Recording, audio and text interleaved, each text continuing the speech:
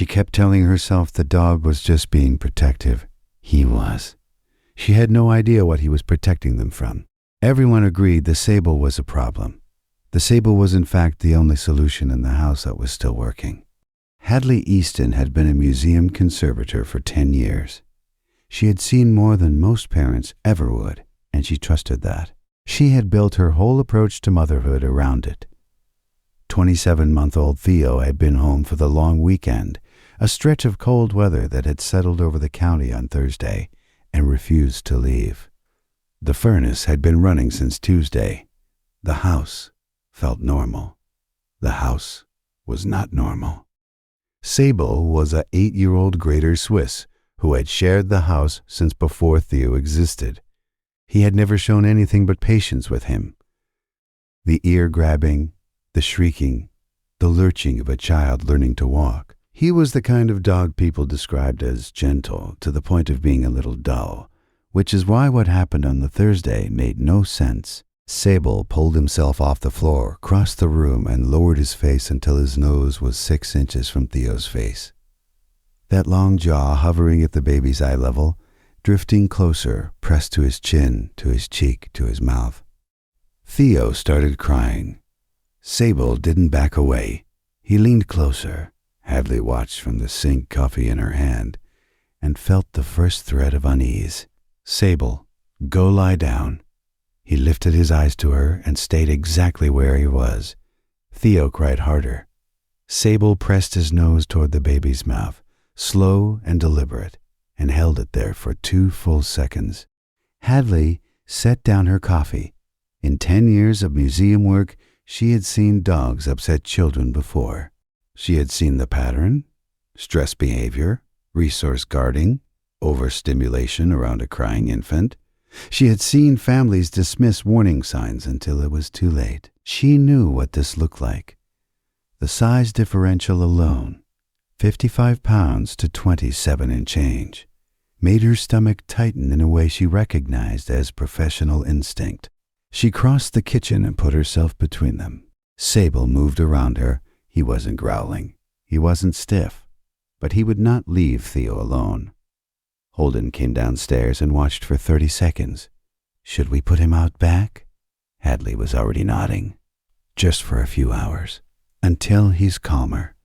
Her mother-in-law, who had come to help that week, said it from the hallway without being asked. You're right. You can't take that risk with a baby. They had all reached the same conclusion. That felt, at the time, like confirmation. The back door clicked shut. Theo stopped crying almost immediately, which felt like proof.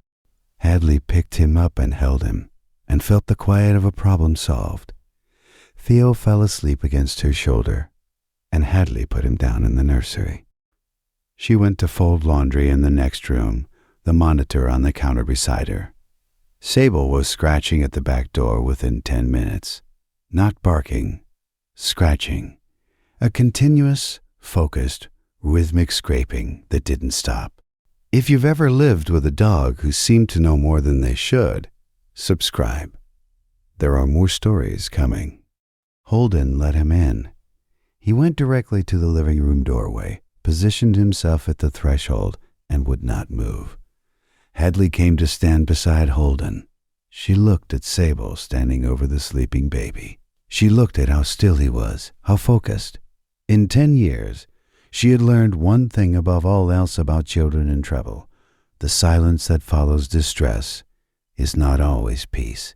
She went to Theo. The color in his face was wrong, not dramatically, not the grays she knew to fear, but off, a faint pallor around the lips, hands slightly cool, breathing even but shallow. Hadley picked him up, and the limpness was too much, just slightly too much, and she was already reaching for her phone before she finished forming the thought.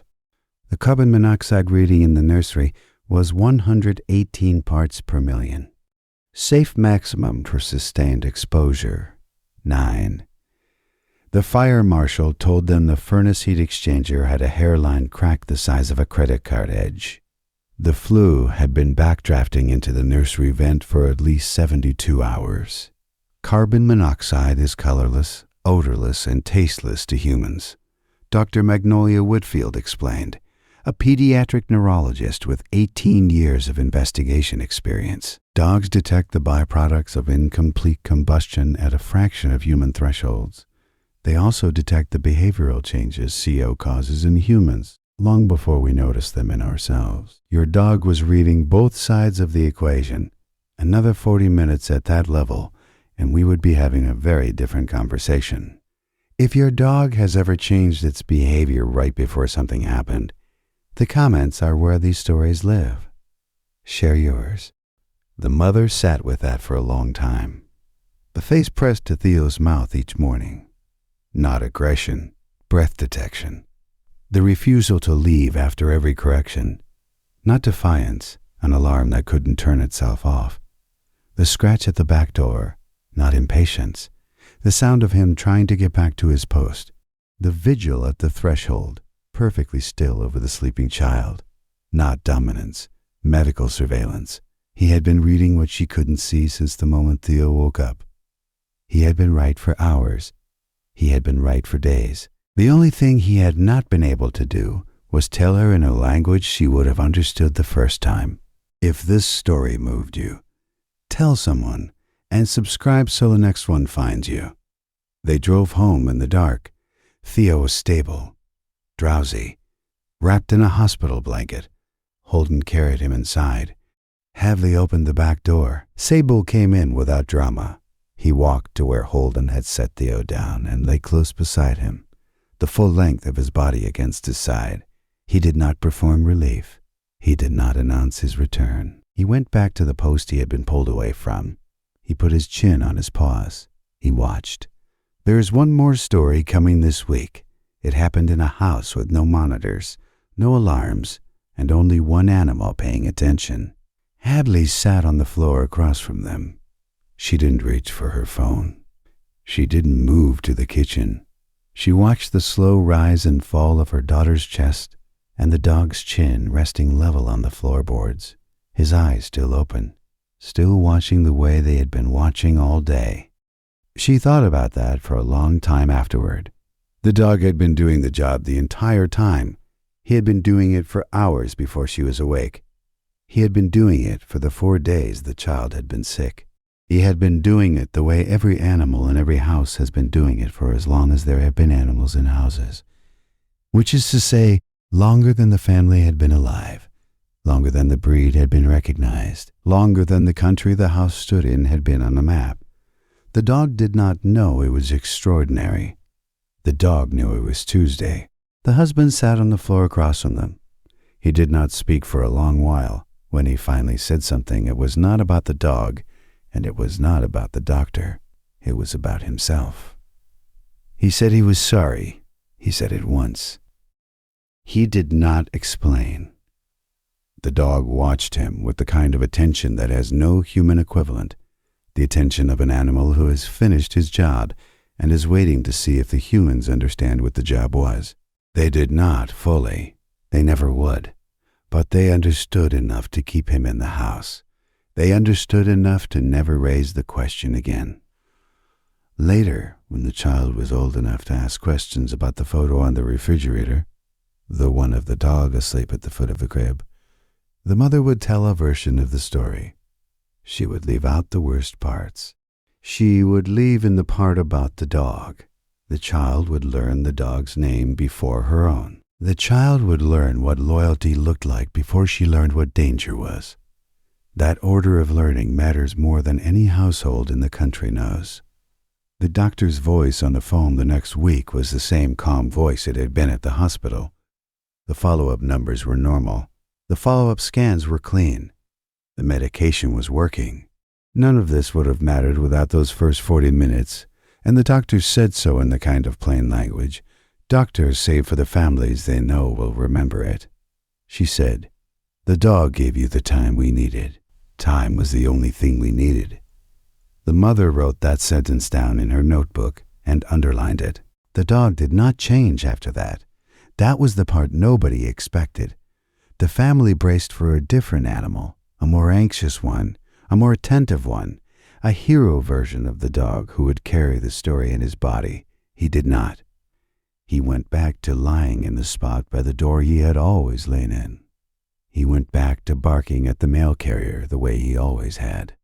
He went back to leaving wet nose prints on the inside of the back window. He did not perform what he had done. He just kept doing it, which was the whole point. The fire marshal called 2 weeks later with a final report. The carbon monoxide reading had been at the level that produces unconsciousness within 90 minutes of sustained exposure. The repair on the furnace had cost less than $400. The family had a new detector installed the same day, hardwired with a battery backup, with a smart home alert. They installed 3 of them. They did not feel safer. They felt for the first time in their lives that the only system in the house they fully trusted was the one with 4 legs and brown eyes and a slight limp from an old injury. On a Saturday in November, the grandmother came to visit. She watched the dog and the child for a long time before she said anything. When she finally spoke, it was the kind of sentence old women say once when they are sure. She said, "He has the eyes of a dog who has done his work." She did not explain. She did not need to. The mother nodded, and the dog who was lying on the rug between them exhaled the slow exhale of an animal whose job is being witnessed by a human who finally understands what the job is. On a Saturday in November, the grandmother came to visit.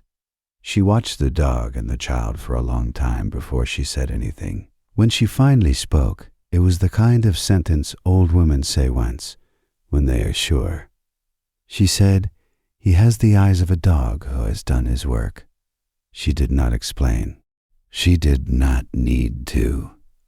The mother nodded, and the dog who was lying on the rug between them exhaled the slow exhale of an animal whose job is being witnessed by a human who finally understands what the job is. On a Saturday in November, the grandmother came to visit. She watched the dog and the child for a long time before she said anything. When she finally spoke, it was the kind of sentence old women say once when they are sure. She said, "He has the eyes of a dog who has done his work." She did not explain. She did not need to. The mother nodded, and the dog who was lying on the rug between them exhaled the slow exhale of an animal whose job is being witnessed by a human who finally understands what the job is.